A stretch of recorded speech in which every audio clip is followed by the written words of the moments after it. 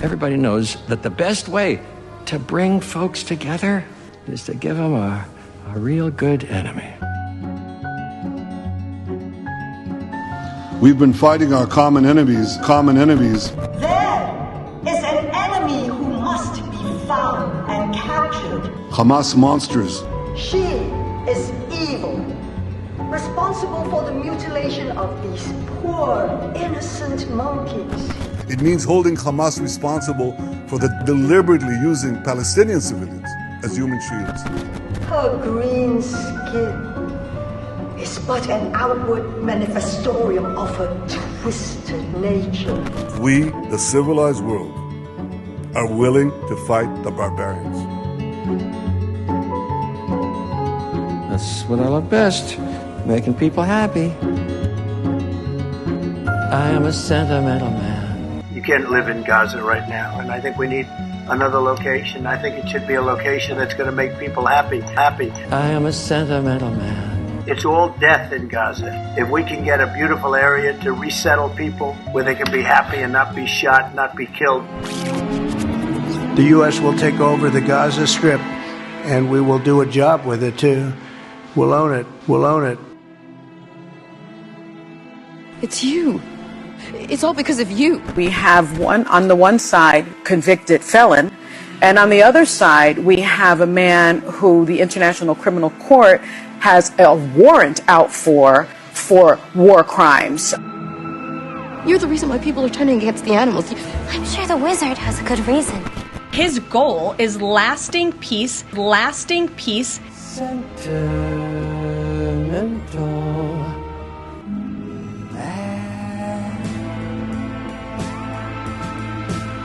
This is called a cage. Now, Gaza is a concentration camp. It's completely sealed off from the outside world. This remarkable innovation is for the good of all ours, as well as for the animals' own good. For human beings, do you really think that families can live their dream in a region that looks like this, with no running water? Well, someone's got to do something.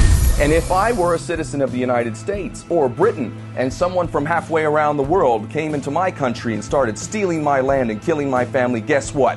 I would defend my country as well. So, without any doubt, I would be involved myself in resistance if I were a citizen of Palestine. Are we all just going to sit here in silence? Why can you stay calm for once? Grovel in submission to feed your own ambition.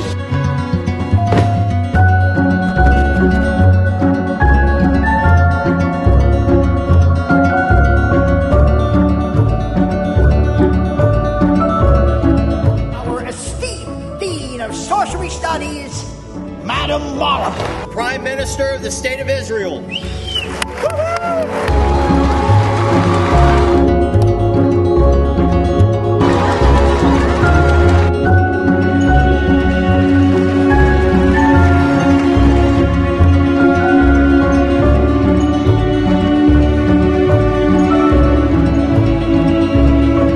It's good to see me, isn't it?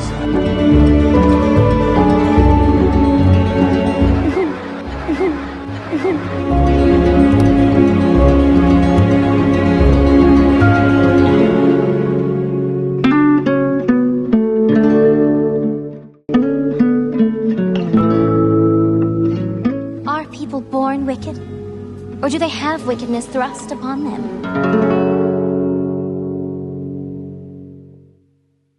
When we watch Wicked, we're meant to identify with Elphaba, of course. We're meant to see that she is good, despite the tricks of the wizard and Madame Morbo, who are telling us she's evil. We're meant to laugh at the masses as they follow Glinda, like sheep. And you see that messaging all over the press tour of Wicked. The whole movie Wicked is also very about using your power. You know, when the animals start to lose their voice, I felt like it was a symbol to tell us, use your voice. And to stop being, the bad guys that Wicked is about. People, are sheep sometimes. Don't be They sheep. are. Don't be sheep. Everyone, that's the message of Wicked. Don't be sheep. Don't be sheep. Literally, don't be sheep. So when we watch Wicked, we tell ourselves that in real life, we would not be sheep. We would not be manipulated. We would notice when someone's scary, someone who's green like Elphaba is good, even if the powers that be tell us that they are evil. We tell ourselves that we would know better. And the idea is that we would be able to think critically, unlike the masses in Wicked who just follow Glinda. But are we able to think critically? I'm not so sure about that. When I was watching Wicked, I kept thinking this is literally Palestine. The scary looking one who are fighting for the defenseless animals are being framed as evil, while the pretty one who's running cover for the powerful one is being painted as angelic and perfect. But you know what's the most tragic thing about Wicked, and also in Palestine and Israel, is that the powerful ones, like the Wizard and Madame Morrible, are actually playing both. They're playing Elphaba and Glinda. And in Israel, they're playing the Israeli Jews and the Palestinians and pitting them against each other. They are both being victimized, albeit in very different ways. Israel has convinced the Israeli Jews that Palestinians are driven by hatred of Jews that they cannot control. It's just innate. The Palestinians have evil living inside of them. She is evil. Her green skin. And at the same time, it dresses all its military campaigns with the Star of David. It brands the vicious war machine with Judaism, which actually ends up fueling anti-Semitism, which the Zionists love, of course. Because with anti-Semitism around, they can continue to steal land under the guise of we are fighting for our right to exist. And of course, when you center Judaism or religion in your war, of course you need another religion to fight against. And when people are angry, well, then they begin to look for someone to blame. And through this genius psychological warfare, which revolves around religion and the existential fear, Israel forces the Palestinians and the Israeli Jews into a cycle of violence where they keep talking about religion. And they become willing participants in this religious war. Welcome to Shiz. And Zionism is nothing but a pile of shiz. You know, it's interesting how people reacted to my last video, which was about the two faces of Zionism. All the Zionists and the Israel apologists in my comment, they're like, we'd like to see you make a video about the two faces of Islamism. Huh? What about Islam? They are so obsessed with their religion and they think of religion as an ethnicity. They think everyone is fighting for religion. We're fighting for our land. We don't care about religion. I mean, religion is beautiful. If you want to follow religion and you believe in it, that's amazing. All religions are amazing. But this is not what this is about. And that's why they refuse to call Palestinians Palestinians. They say, no, you're nothing but Arabs and Muslims. Go back to your Arab countries. Go to your Muslim countries. Why don't other Muslims take you in? Arabia is not a country, darling. This is not Aladdin. Arabic is a culture. It's a language. It's not a country that we can just go to. We are from Palestine. But this way of thinking is a product of years of indoctrination and education, which Nurit Peled, by the way, talks about in her book. She talks a lot about how Israeli children are taught about Palestine, or lack thereof, actually. Palestine doesn't even exist in the school books. The trouble with schools is they always try to teach the wrong lesson. And interestingly, Israel actually ends up indoctrinating Palestinian children as well. All these Palestinian kids who grow up to be fighters, they've had their childhood robbed of them. Orphaned, watched their siblings get blown up, and they saw their fathers and grandfathers get humiliated daily at checkpoints in front of them, get beaten up, get arrested. Actually reminds me of a scene in Wicked when Glinda is asked about why Elphaba became wicked. After all, the Wicked Witch had a childhood. فيش يعني هاي الأطفال يعني بالعالم بيلعبوا ألعاب يعني إنه لهون لا هون مش موجودة هاي الألعاب إحنا مضطرين نلعب بحجار. مضطرين نلعب بحجار على اساس انه فيش ظروف للحياه فيش معيشه فاحنا لما الواحد نشأ على هاي الظروف القاسيه بالتاكيد بده يزيدوا قساوه كان عندنا طموح كبير انه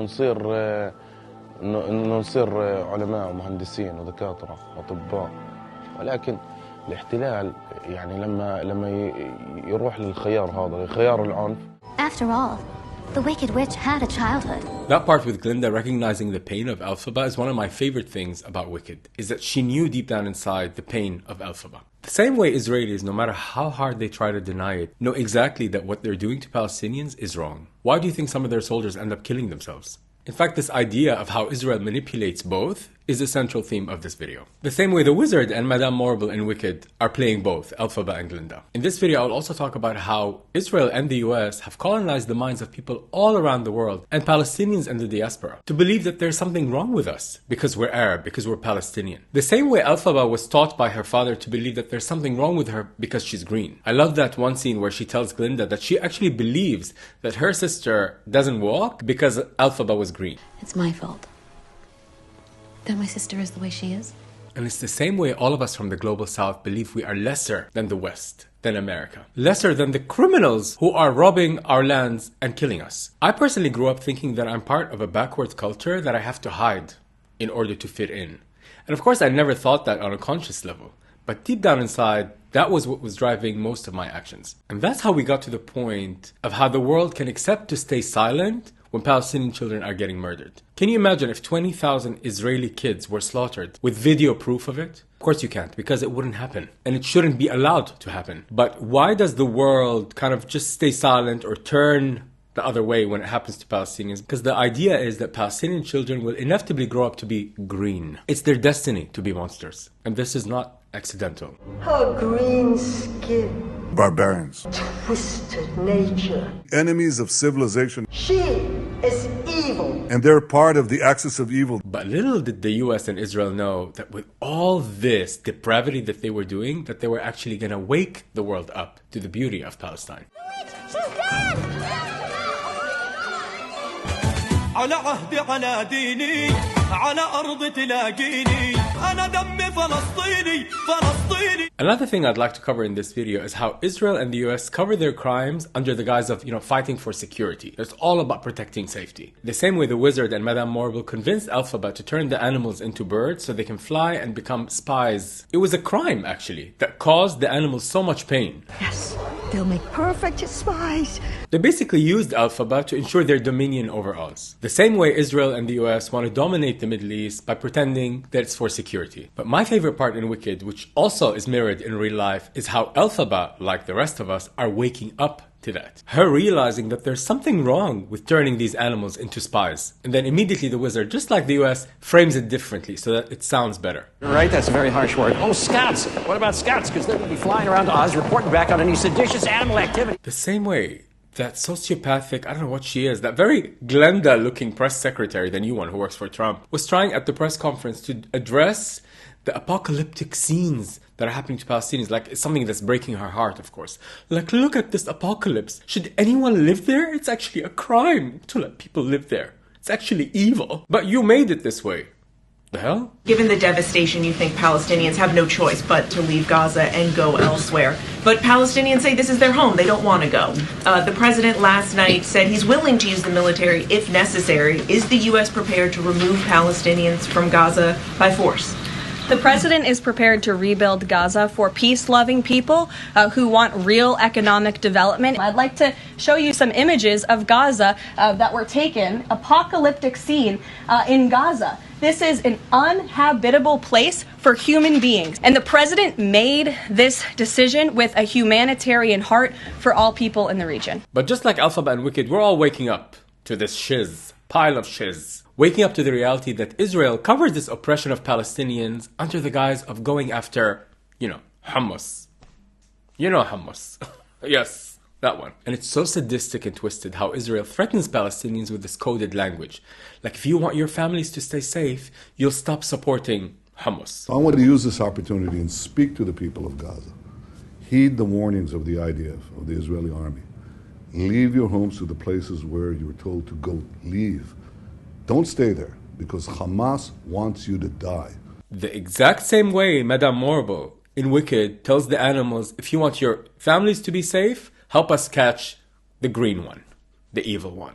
If you want to keep your families safe, you'll stay loyal to our wizard.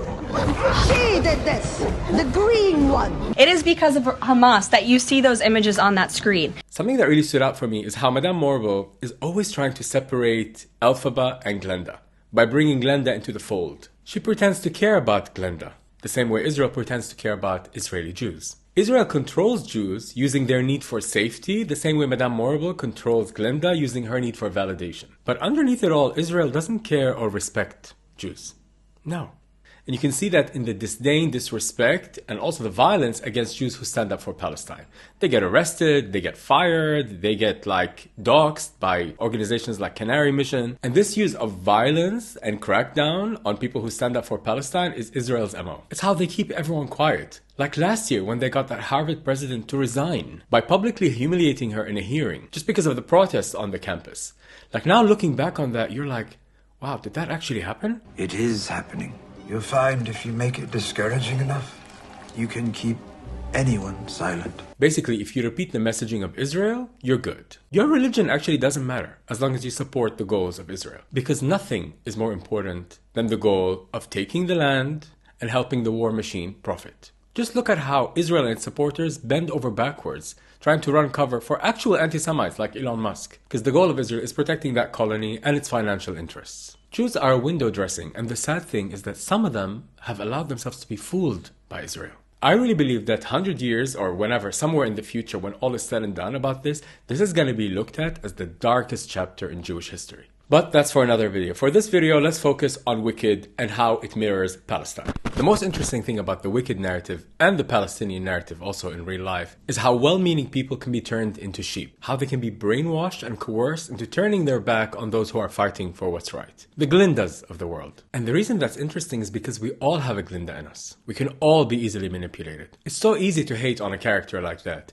But I love how Ariana played her. She injected Glinda with so much pathos and empathy, and you can see that in how she would always look at Elphaba. It's not that black and white, like, oh, here's the bad one, here's the good one. No, you feel for both. And that's my favorite part of the movie, is seeing the pain in both of them. Albeit it manifests itself in different ways, and Elphaba is completely isolated from society and Glinda is accepted. And in the end, they end up having very different destinies, of course.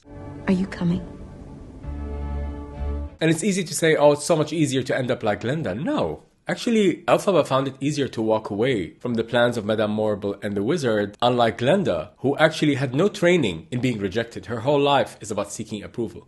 Whereas Elphaba, she's trained in being rejected since she's young. So she found it easier to walk away. There's less at stake for her. But for someone like Glinda to give that approval up, it's a lot harder. And actually, that's a lot like how Israelis, because there's a lot of comfort in Israeli society. They're mentally enslaved, but there's a lot of comforts. That's how Israel is able to trick them, because it gives them a better life. That's so interesting. Earlier last year, I was on holiday in Greece with friends, and we were talking about, the upcoming, could it be Trump? And they hate Trump. And of course, I don't like Trump in any way, but I'm always like, let the mask fall. I prefer that. But we were having this discussion about, the erosion of democracy and how, and my friends were Europeans and grew up here. So they always grew up with this facade that there is actual democracy.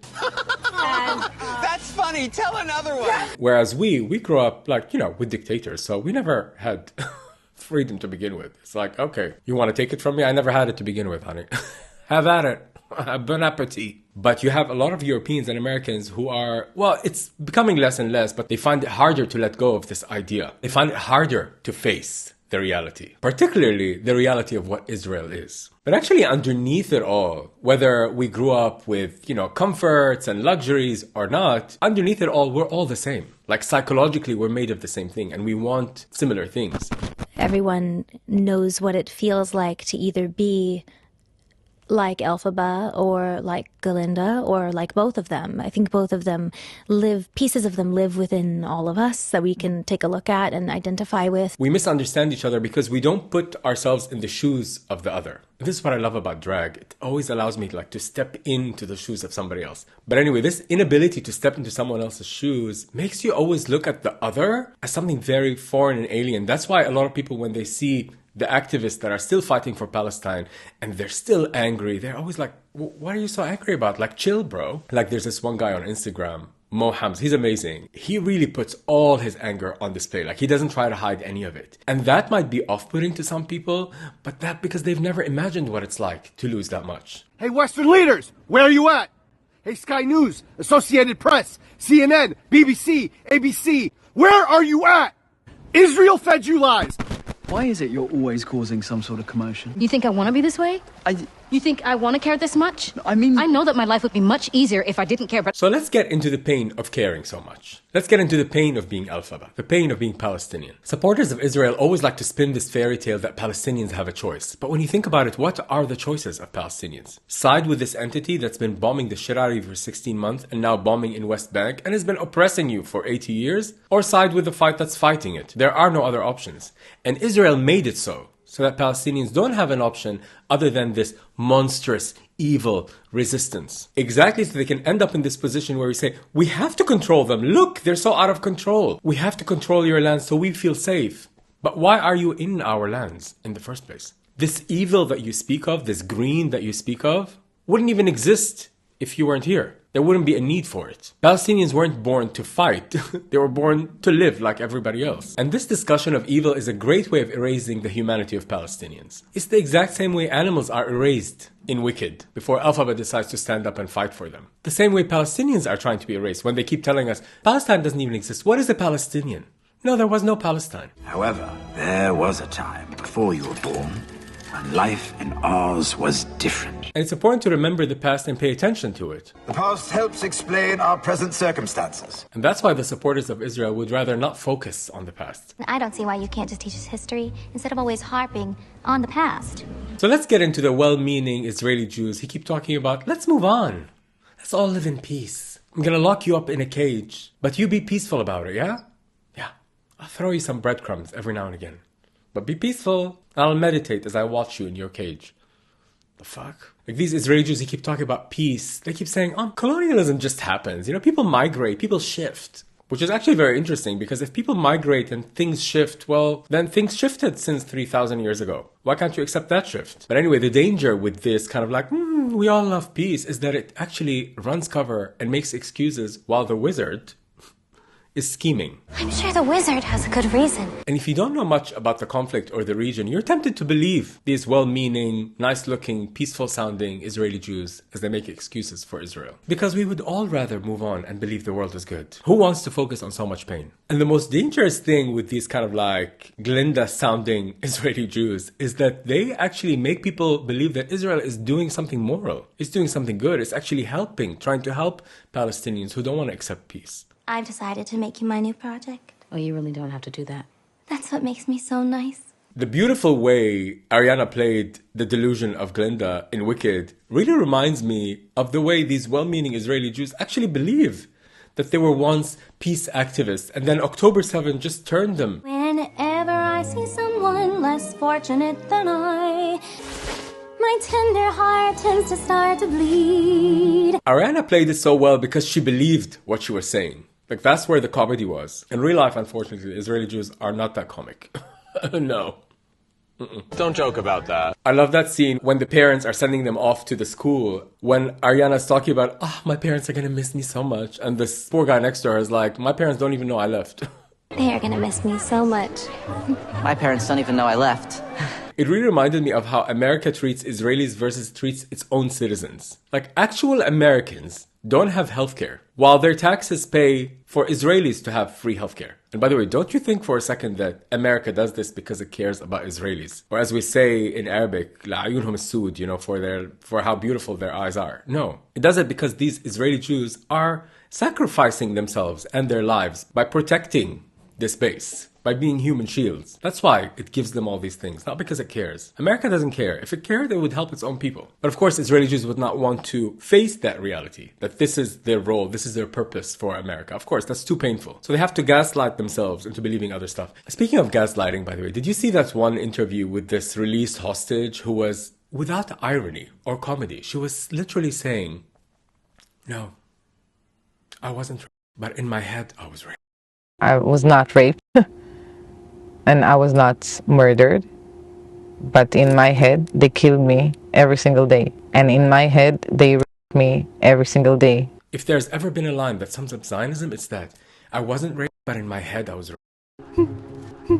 They're obsessed with being victims. And the reporters are, that's very sad. What? The worst moment is that a thought come into your head that says, you know what, maybe they should rape me already, and then I will not be fear anymore. Almost like bring on the worst. Yeah. Like all the hostages came out looking better, as if they were in a resort. And the Palestinian hostages who are released, like they're shaking, they have PTSD, their limbs are broken. Some of them are even killed. Like they they look like different humans, completely emaciated. And these Israeli ones, they come out looking like they've literally put on weight in there.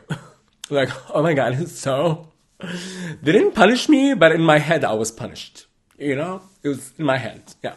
Almost like bring on the worst. Yeah, just do it. I don't know what the fuck she's saying, but girl, I am living. But for Israelis, that feeling of victimhood is real. Because you're raised that way. You're raised to believe that no pain can equal yours, ever. Your pain is above anything else. It really reminded me of the Israeli representative at UN who was walking the hallways and he saw the drawings of the Palestinian children. And he had the UN remove the drawings because they were anti-Semitic. he felt attacked by them, and they removed them.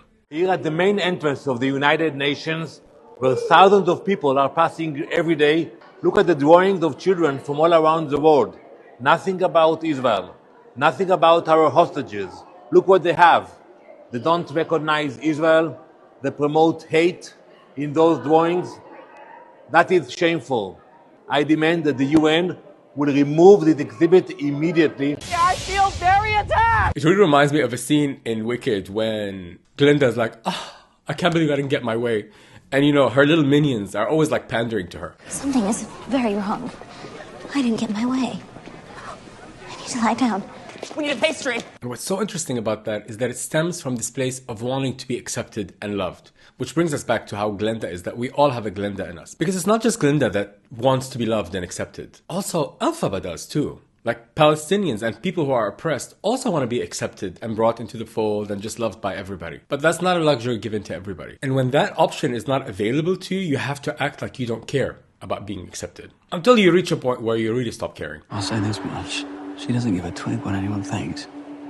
Of course she does. And what I love about the portrayal of Elphaba in the movie, and the beautiful way Cynthia played her, is that she didn't decide to go with the route of being angry. Almost like there was an acceptance of the fact that she's not accepted. Like, this is my destiny in life. Like, there's an inner understanding that the system is not working for you. But more about that later when we talk about this awakening that happens not just in Elphaba, but in us realizing that, the system is never gonna root for us. But what I wanted to say with that is that not to romanticize Palestinians. The importance of remembering that it is difficult to stand alone, instead of doing what everybody ends up doing anyway, which is conforming.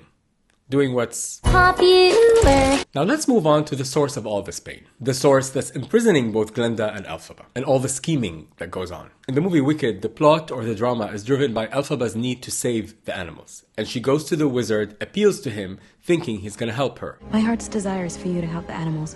I had a feeling you were going to say that.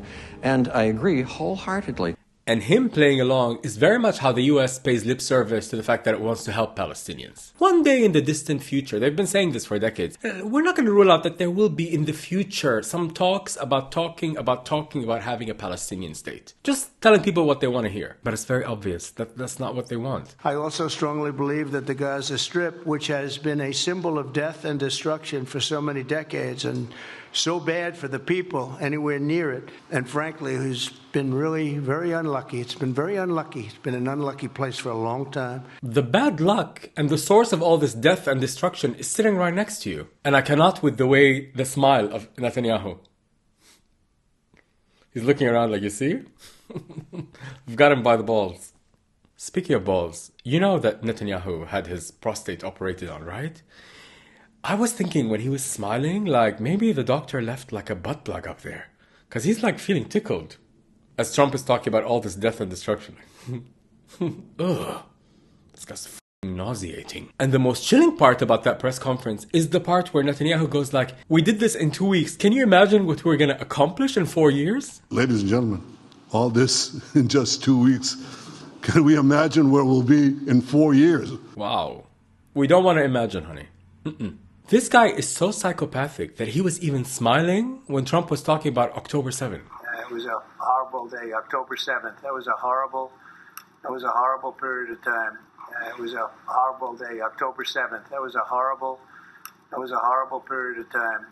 October 7th disaster. Ugh. But to bring it back to Wicked, remember that part where Madame Morbo took credit for the magic that Elphaba did? Yes, that was me. That really reminds me of how Netanyahu took credit for the ceasefire that was put on the table in May already of 2024. But always throws them a curveball, which also reminds me of another thing in Wicked, because Madame Morbo has zeroed in on Elphaba because she can use her magic, right? But at some point she realizes that Elphaba has a mind of her own when she ran away with the animals, when she rescued that little baby tiger, which was so cute, by the way. But that was the point where Madame Morbo was like, oh, so I don't have total control over this thing. And she writes a letter to the wizard, which actually is very symbolic of how when Israel just continues to ask the US to send them weapons. Now let's talk about the US, the wizard, and all the theater they do when they announce to the world that they care about the Middle East. Girl, the theatrics. At some point you have to ask yourself, who is this for? Who's actually believing it? 1.8 million Palestinians living in Gaza, ending the death and destruction and, frankly, bad luck. Instead, we should go to other countries of interest with humanitarian hearts. I think it's a bit much.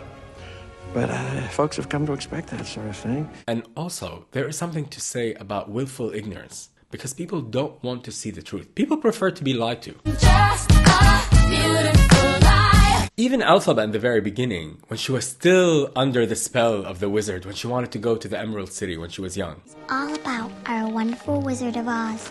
He built a city made of emeralds. That's the American dream for me. When I was watching that, I was like, that's the American dream. And when she gets the letter... The wonderful Wizard of Oz summons you most ceremoniously. Like, just think of the green card lottery. Just that's one example of how we all love to be accepted into American universities or just migrate. Like, we all just want a piece of that. But right now, it's a nightmare, honey. It used to be an American dream, but no thanks. You can keep it. If you paid me, I don't want any part of that dream. Even me, like, I grew up worshipping Hollywood. And I still love it. I still follow pop culture, blah, blah, of course.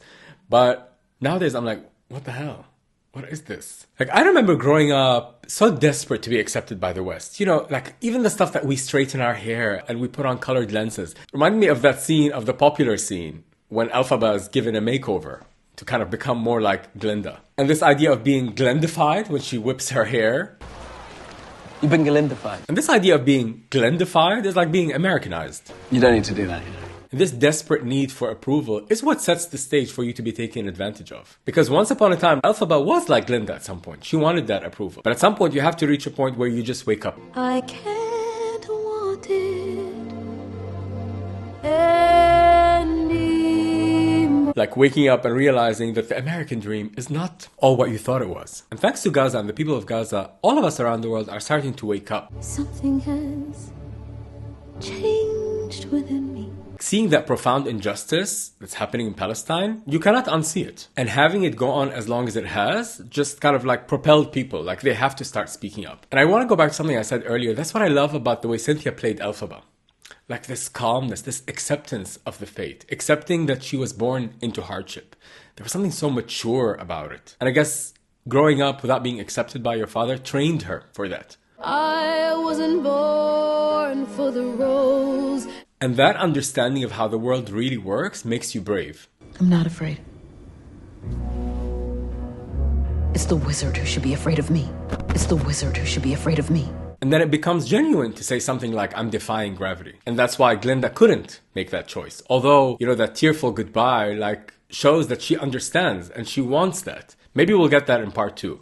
I don't know about part 2 for Palestine though, but we'll see. And upon rewatch, when I was watching again Wicked for this analysis, like, I cried so many times because I really kept seeing Palestine. And that part, by the way, when she wore proudly the ugly hat, is how I feel when I put on the keffiyeh and go around. It feels like such a brave thing, which is probably like stupid. You're probably listening to this, you're like, what the fuck? But for me, it feels like that. Like, they call this like a symbol of evil, but then you reach a point where you realize you're gonna call me evil no matter what I do. So I might as well just give up on trying to please you. And this is actually what you call divestment. Because, you know, you hear about BDS, boycott, divest, sanction. And that's more for like product. But there's also divesting from wanting approval from others. And this is something we're going to touch upon in my upcoming video, which is like a therapy session. And a Lebanese therapist that I spoke with actually told me about that concept. But it really stayed with me. But anyway, that video is coming next. You have no real power! Exactly. We have been giving the empire power. And when you figure that out, you stop hiding yourself. Because you know no matter what you do is never going to be good enough. But it's important to remember that that part of us that seeks approval is our shadow. We can't get rid of it. That part that wants approval will always be there. That Glinda in all of us. That's why the most heartbreaking thing in that movie is that dance they have. Glinda and Elphaba at the prom or whatever it was. Not the prom, that kind of like school dance thing. Yeah, that was beautiful because they saw each other. And when Glinda decides to join Elphaba, her friends tell her, stop, what are you doing? You're embarrassing yourself. And she says no. What are you doing? Stop. That part really reminded me of how the anti-Zionists, their journey, when the Zionists are still trying to pull them back and they say, no, we're going to stand up for what's right. And then because Glinda, the popular one, the pretty one, decides to join Elphaba in the dance, everybody else followed suit. And this is where you realize the importance of PR and the importance of people in Hollywood to speak up for Palestine. I want to recognize the brave, heroic doctors, nurses, journalists who gave their lives as they did their jobs and showed us what it means to stand for truth and humanity. And on a personal level, I want to say that I'm going to spend the rest of my life making up for the time that I didn't talk about Palestine. And not even in an angry way. I want to do it with joy, with fun, with laughter, with drag, with being a clown, because I want to show the world what Palestine showed me, what people of Gaza taught me. They fill me with love and a reminder of what's important, which is that pulse of life that's there.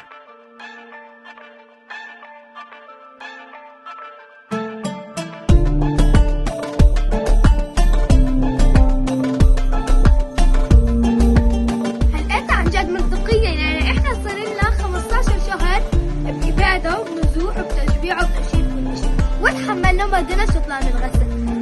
تيجوا بعد ما احنا خلصنا وعشنا كل هالمعاناة بدكم تطلعونا من غزة؟ مستحيل. بدكم يا ناس بدنا الحين.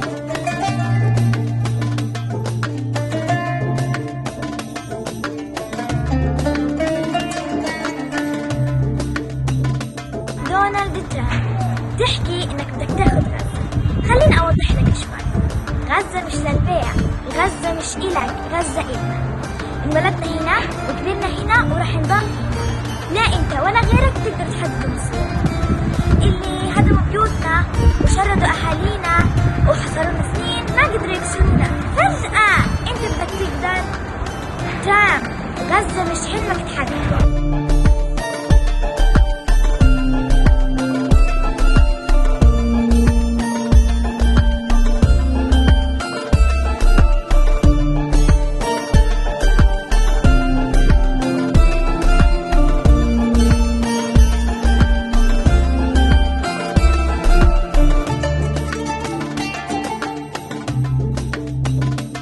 حضلني على أرض صامدة لآخر نقطة دم في روحي، لآخر نفس فيا.